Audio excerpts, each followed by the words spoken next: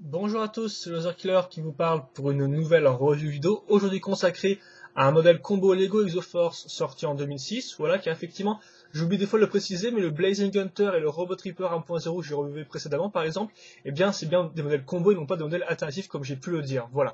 Et donc aujourd'hui un modèle combo qui s'appelle le Mania Link, qui lui aussi était disponible dans un des deux magazines Lego, donc soit le Lego Club Magazine, soit le Brickmaster Magazine, je ne suis plus trop sûr.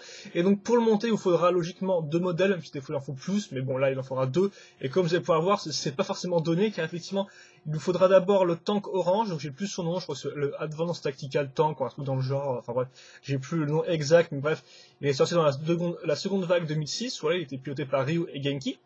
Et le second véhicule qu'il vous faudra, eh bien, c'est le Silent Strike, donc le mecha bleu disponible, lui, dans la, excusez du peu, Sentai Fortress. Voilà, donc en clair, un modèle combo qui est pas donné à tout le monde, mais bon, on va voir un peu ce qu'il vaut. Et donc, il s'agit d'un mecha assez traditionnel, ce qui fait qu'on va commencer par une base de mecha traditionnelle. Voilà, donc c'est-à-dire qu'effectivement, on va prendre une pièce 2x8, donc une plaque 2x8, sur laquelle je vais raccrocher d'abord l'accroche pour mettre les deux jambes par la suite. Comme vous pouvez voir, il y a deux tenons qui pointent dans le vide et juste deux tenons qui sont accrochés sur la plaque en elle-même.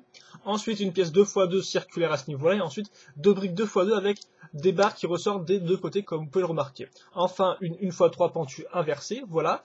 Et ensuite, il est temps de remplir, de couvrir le dessus, donc avec une grille blanche 2x1, deux pièces 1x8 grises lisses, et là, normalement, c'est deux pièces grises avec un tenon. Voilà, comme ça. Deux clips rouges, et enfin la fibre optique qu'on va laisser un peu dépasser pour pouvoir la mettre dans la brique lumineuse. Donc maintenant il est temps de passer aux accroches latérales, donc on va prendre nos pièces techniques, hein, que vous connaissez bien, donc une pièce en L comme vous pouvez voir qui est raccrochée à ce niveau là, donc notez bien le trou qui est utilisé. Vous noterez aussi qu'on a une barre qui a été mise dedans pour qui servira à accrocher les parties latérales justement. Et ensuite au-dessus on aura une pièce de 5, comme vous pouvez voir là aussi le trou est accroché enfin là. L'accroche-route est accrochée dans le trou du milieu, hein, comme vous pouvez remarquer. On a à nouveau une pièce qui dépasse ici. Et derrière, on a aussi un micro-miron qui dépasse. Voilà. On va quitte à faire accrocher la partie qui servira à mettre le cockpit en place. Donc c'est un assemblage technique, hein. Donc une barre de 4 qui a passé à travers cette espèce de pièce en U et cette pièce-là, comme vous pouvez voir, on a cette pièce-là qu'on a mise à l'arrière. Et comme on peut remarquer, on a cassé des pièces de 3, donc des barres de 3, plus tenons au bout, ce qui seront assez utiles pour accrocher le personnage. Voilà. Et donc ensuite, on va accrocher. On va faire coulisser cette pièce technique avec deux trous cruciformes, et ensuite ces pièces en T, plus des accroches rouges de 2, voilà, des barres cruciformes de 2. Donc voilà, vous pouvez un peu regarder, de toute façon c'est bien expliqué dans le mode d'emploi, il n'y a pas de problème. Hein. C'est un assemblage technique, vous le regardez un peu et je pense que vous le comprendrez. Regardez juste bien dans quel sens ça se met, voilà. Mais là je pense que de vue de côté, vous devriez comprendre bien comment ça marche.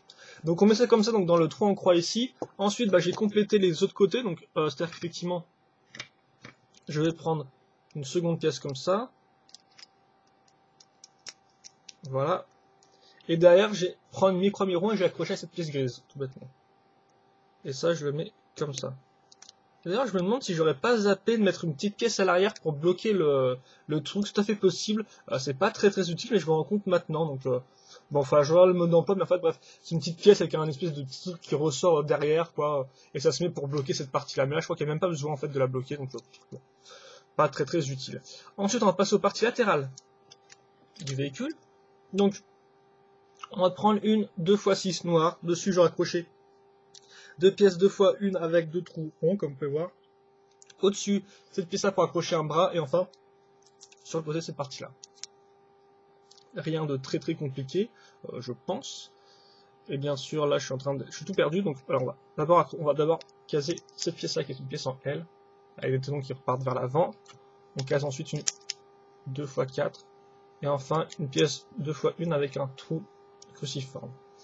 Dessus, je vais caser cette pièce-là, qui est une pièce avec, comme vous pouvez voir, une espèce de forme de courbe. Par-dessus, une 2x2 à ce niveau-là. Et enfin, une pièce 2x2, une brique 2x2 cylindrique. J'accroche ça à ce niveau-là, comme vous pouvez voir, il faut que ça ressorte en au-dessus. Hein, voilà, comme ça. Et qu'on a un espace de 3 ici. Pas très compliqué, voilà, on va regarder comment ça marche. Ça, ensuite, je l'accroche donc à ce niveau-là.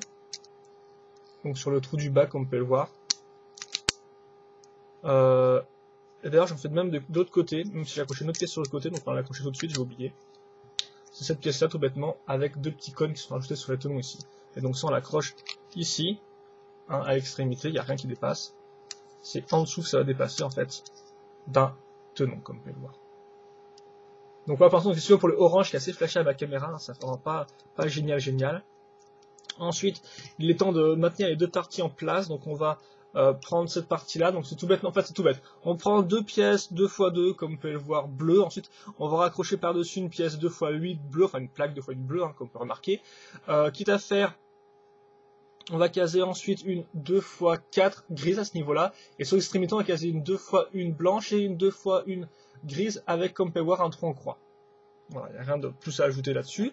Ensuite, on met ces pièces-là, voilà, avec les stickers qui vont bien évidemment, voilà, comme ça. Et donc là, on va mettre cette espèce de pièce, comme vous pouvez le voir, technique, et on la met dans ce trou-là. Il n'y a rien de plus à ajouter. Et là encore, je me demande si j'ai pas oublié juste un petit écrou ici pour maintenir la pièce en place, pour pas qu'elle parte bah, comme ça, justement, toute seule. Donc là encore, c'est un petit oubli, c'est bizarre, parce que pourtant j'ai bien regardé, mais bon, vous savez, l'erreur est humaine, et à preuve du contraire, eh bien, je suis humain, voilà. Donc on prend la brique lumineuse aussi, parce que ça on va l'accrocher plus tard, hein, quitte à faire, donc je vais prendre la brique lumineuse, je vais la mettre là, voilà, je la fais coulisser, j'entre la fibre optique dans le trou de la brique lumineuse, ensuite je reprends ma pièce, je fais passer la fibre optique dans le trou du milieu, à ce niveau-là, je fais coulisser,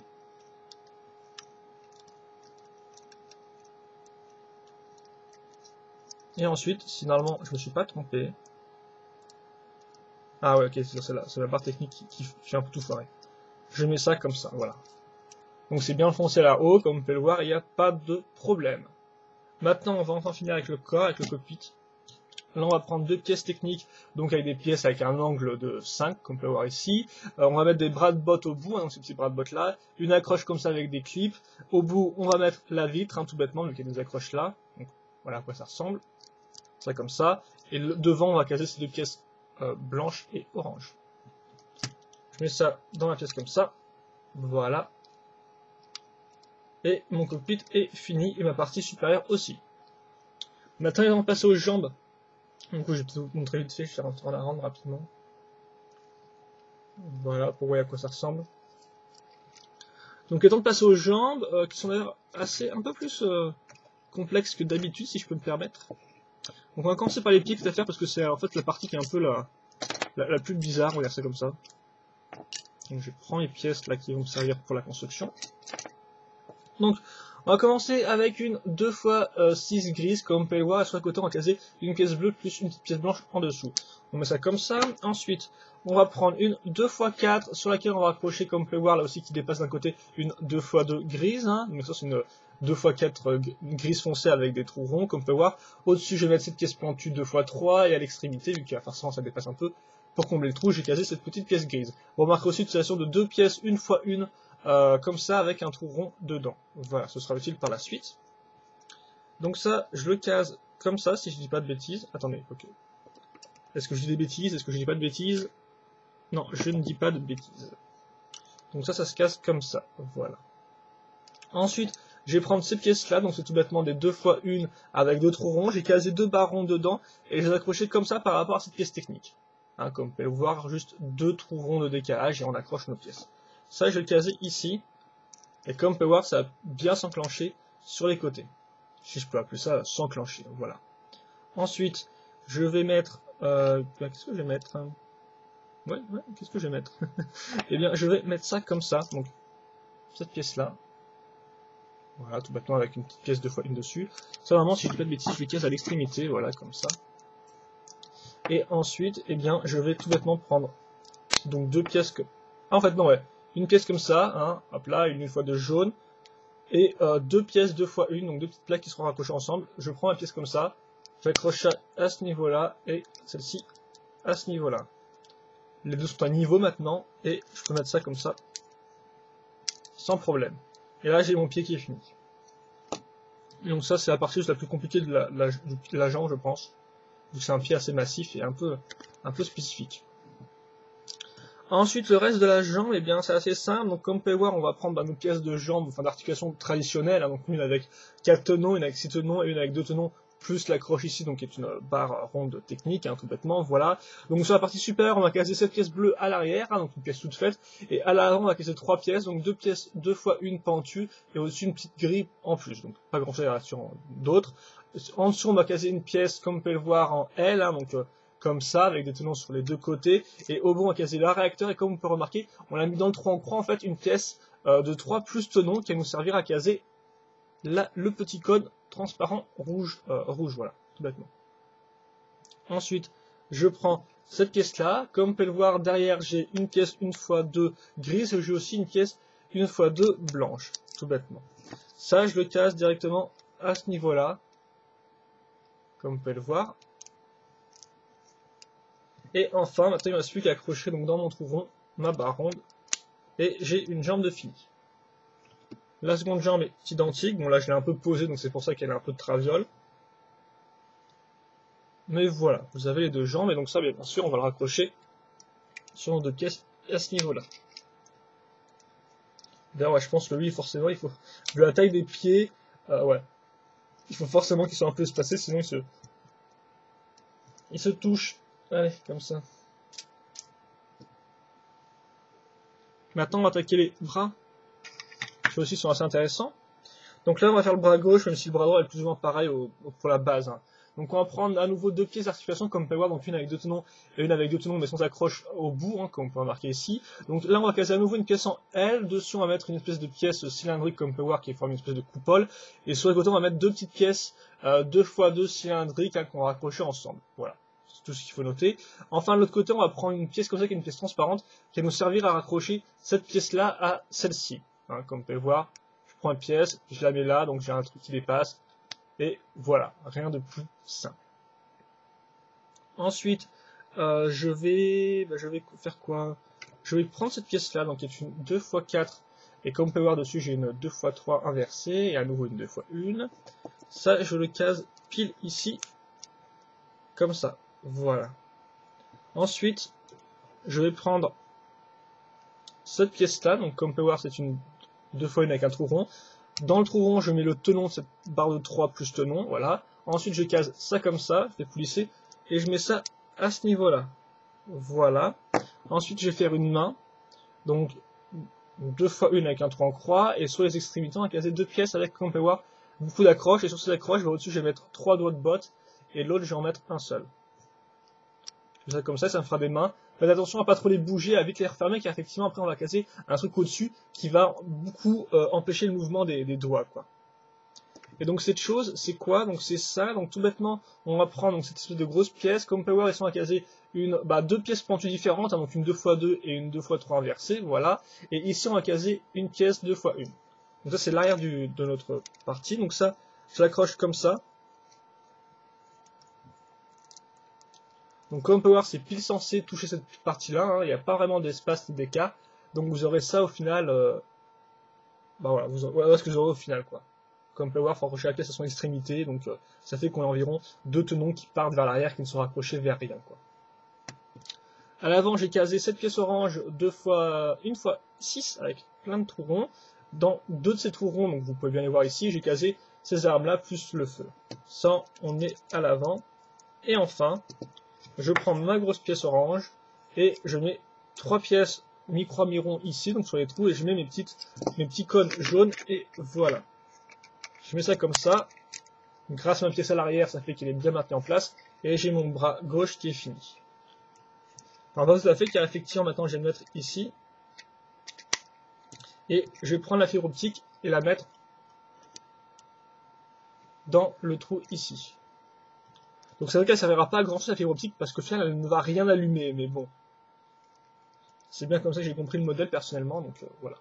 Et enfin, le bras droit, il est un peu différent, car effectivement, comme vous pouvez le voir, lui, il n'a pas de flamme, mais il a un gros laser. Donc le gros laser, comment il est fait, ce n'est pas très très compliqué. Donc voilà. Donc,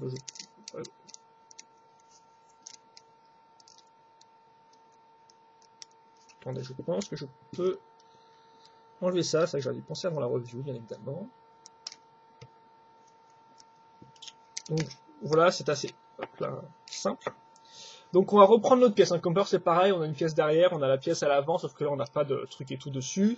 Donc ça fait qu'on prend notre grosse pièce, dessus on a casé une 2x6 grise foncée comme power, ainsi que deux pièces techniques système, donc voilà des pièces avec de l'accroche système et technique qui ressemblent à ça, voilà, tout bêtement. Ensuite je vais prendre donc cette pièce là, qui est une pièce de voiture plus ma pièce lisse et pentue, et je l'accroche comme ça. Ensuite j'en fais de même avec deux pièces comme ça qui seront raccrochées à une autre brique lumineuse, donc excusez-moi. Ah mais non, oui, non, je suis bête, oui, ça se met comme ça. Dans ce sens-là, excusez-moi, donc notez bien dans quel sens ça se met. Voilà. Et donc idem de l'autre côté, j'ai mis ça comme ça, donc ça fait que le trou de la brique lumineuse est à ce niveau-là. Hein. Enfin, je prends un laser, je mets cette pièce technique dedans, et je fais coulisser la pièce laser là-dedans. J'accroche, et voilà, j'enfonce la pièce, ce qui fait que maintenant, bon là la brique lumineuse ne marche pas, mais comme vous pouvez le voir, si elle marchait, elle allumerait le laser. Voilà, tout bêtement. Ça c'est la première partie, c'est la partie super du canon. Ensuite à l'arrière, on va prendre cette pièce-là, micro-miron, voilà, pièce circulaire et tout, je mets ça ici, sur le trou du milieu. Et enfin, je vais prendre ce laser, et ça, si vous avez construit le modèle alternatif du Silent Strike, qui est un espèce de vaisseau, bien c'est l'existant, le même laser, hein, c'est le même laser, il n'y a rien de changé, donc on va retrouver une pièce circulaire, des petites pièces circulaires 1x1, voilà, des loupiottes qui seront accrochées sur cette pièce-là, au bout, une pièce technique qui sera accordée à cette pièce grise, plus enfin à cette petite pièce-là, voilà.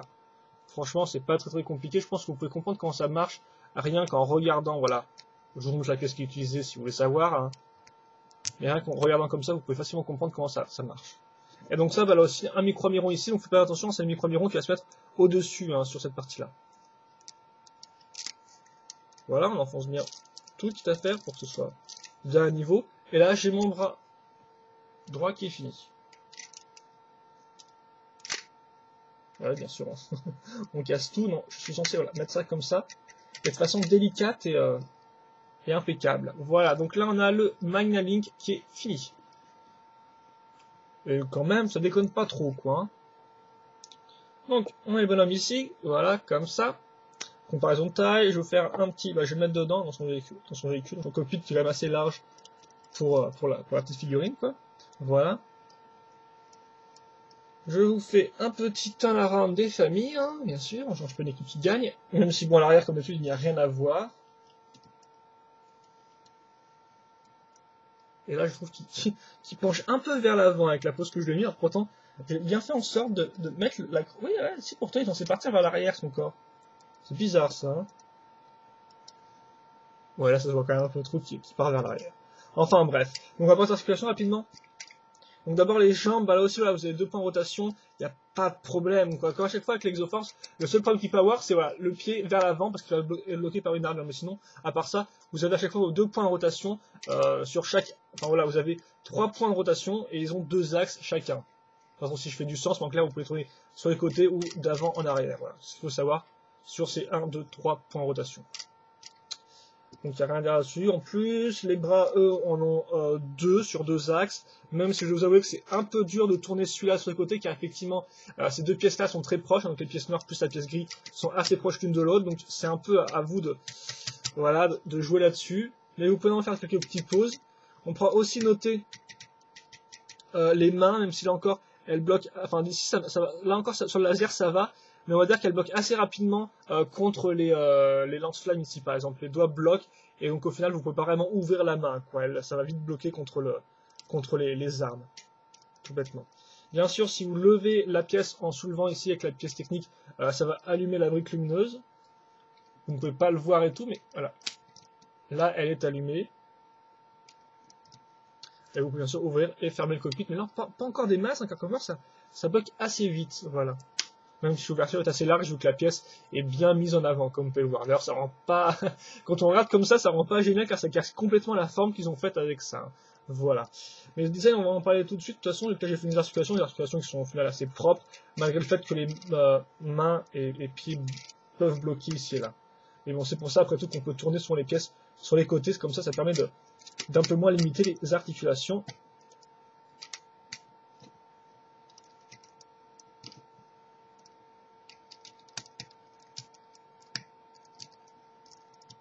Et là, je vais absolument tout casser pour essayer de faire une pause, donc ça montre bien que je n'ai pas trop entendu ce que j'ai moi-même dit il y a quelques secondes au niveau des pièces qui se bloquent entre elles. Enfin, il est plutôt cool comme ça. Donc, le MagnaLink, eh bien, je trouve que c'est un bon petit modèle. Donc déjà, les défauts pour moi, c'est un full cockpit, car il casse vraiment la forme en fait. Là, on a une forme qui est bien lisse, qui part vers l'intérieur avec ces pièces-là. Et là, on a un truc qui est complètement cette forme-là et qui est assez grossière, je trouve. Donc au final, ça rend pas génial. Mais après, à part ça, sinon le reste du modèle, lui, est assez bien designé, je trouve. Bien sûr. On retenir avant tout ce côté massif des pieds qui est, on va dire, qui est rappelé par les bras qui sont assez énormes. Franchement, je pense que les bras, c'est l'élément majeur du set qui effectivement, ce set là permet d'avoir le tank permet d'avoir des grosses pièces comme ça orange qui font bien plaisir, des bonnes grosses pièces. Et donc là, les designers Lego ont bien réussi à les utiliser pour faire des espèces de gros bras bien massifs, voilà. Et donc je trouve que c'est franchement bien le point positif du modèle. Ça fait qu'on a vraiment quelque chose d'assez massif. Et là, je me rends compte par contre que les pieds sont assez massifs, ok. Mais par contre, par rapport aux jambes, ça rend un peu, ça fait un peu bizarre, je vous avoue, quand je regarde comme ça.